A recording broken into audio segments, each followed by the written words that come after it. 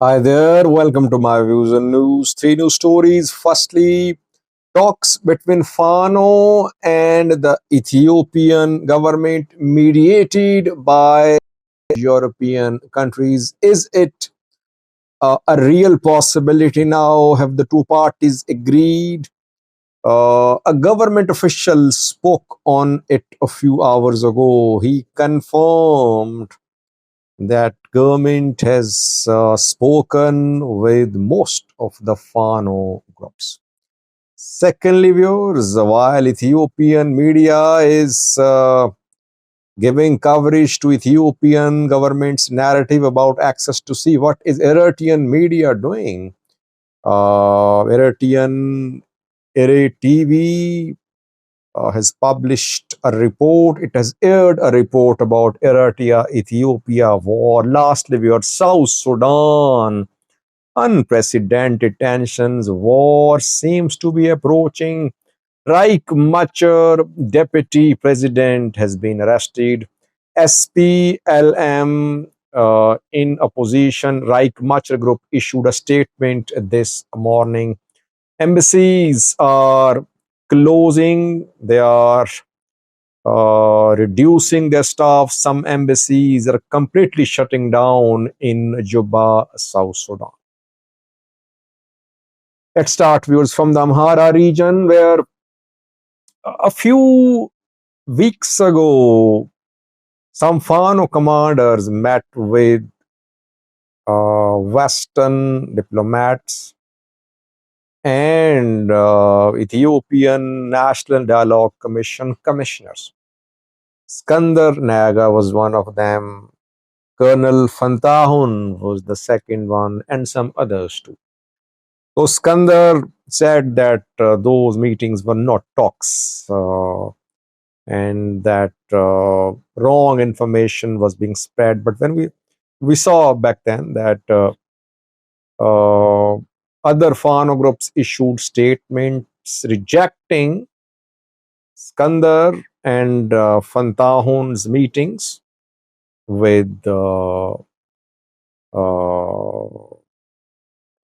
mediators. Now, a confirmation from a government source about the talks between the two sides. Yaye Hirad Balate is Amhara Regional Council Speaker. And he talked about the process of negotiations between Fano and government.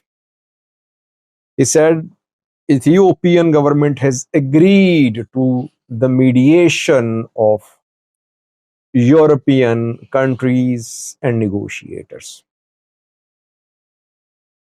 Government has spoken with most of the Fano groups.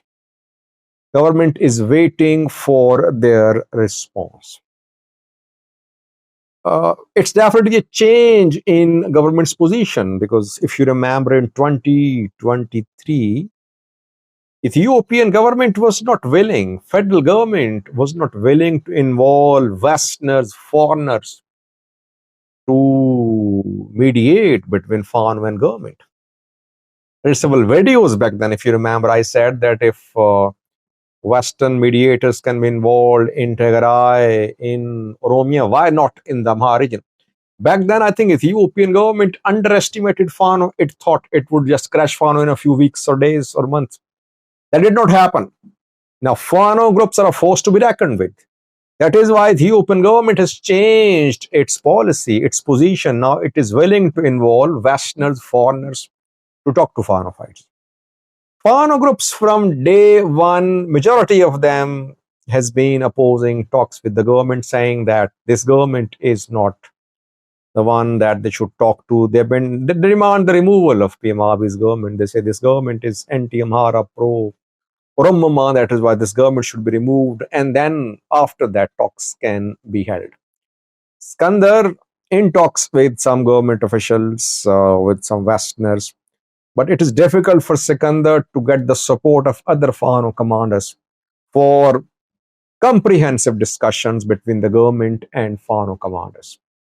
Let's see the claim by Amhara Regional Council Speaker that government has spoken with most of the Fano factions does not seem to be correct, I think, because most of the Fano groups, they have been opposing talks with the government. They don't want to talk. And if any one of them shares the idea of negotiations, other Fano commanders start criticizing him. So that is why no confirmation from Fano side, but government hopes that talks will start, mediated by European countries or European negotiators soon. Secondly, was while Ethiopian state media is giving coverage to the Ethiopian government's narrative, new narrative which is being built to gain access to sea, Eritrean media is showing the strategy, the heroic performance and services of Eritrean military commanders, etc., who fought in 1998 Eritrea-Ethiopia war. Eritrea has published a report about Eritrean infantry commanders, air force pilots, other commanders of mechanized units, etc., who played a major role in the 1998 Eritrea-Ethiopia war. Basically, two sides are building, they are beating the drums of war. Luckily, so far, they are only issuing statements, countering each other's statements, mobilizing military on a smaller scale to their side of the border. War of words is ongoing. Military posturing is being done as well. Flexing of muscles is being done too. Eritrean government reassuring its people that Eritrea can protect itself and Ethiopia is not in a position to reach Assad. Ethiopian government-backed people are creating this narrative that Assad is part of Ethiopia and it's not difficult for Ethiopia to gain access to Assad. What is needed is some sort of direct talks between the two sides. Only that will de-escalate the situation. If they remain out of contact, out of touch, this escalation will intensify, I think. Lastly, we heard South Sudan on the verge of a civil war. Riek Machar, deputy president, has been put under house arrest. He and his wife, Angelina, have been arrested. SPLM, South Sudan People Liberation Movement in opposition group led by Riek Machar issued a statement this morning. SPLM, Sudan People Liberation Movement in opposition group says that security forces backed by President Salva Kiir raided the house of Riek Machar, the deputy president, and he was put under house arrest. His wife Angelina was also arrested. All the security guards of Riek Machar were also arrested.